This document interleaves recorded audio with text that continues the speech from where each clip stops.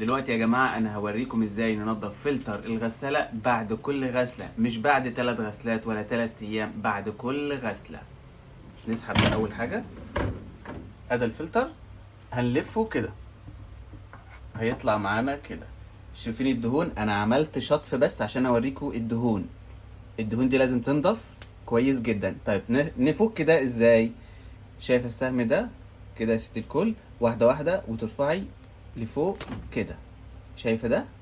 ليه مدخل هنا، دي تدخل عاشق في معشوق هنا. تركبيها تاني ازاي؟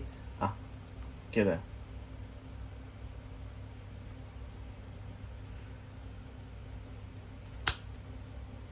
ليها مكان تاني تفكيها واحدة واحدة لفوق.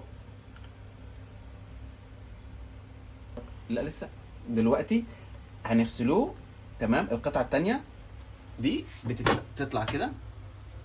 تمام.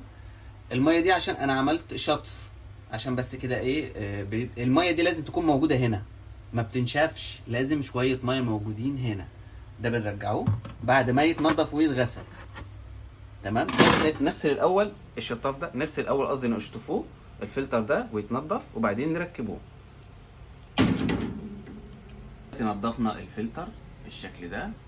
بتنضفي الفلتر بليفه ناعمه او فرشه وبالراحه عشان ده ما يتقطعش من جوه. هنقوم مركبين ده، وزي ما قلت لكم ده بتدخل هنا في دي كده.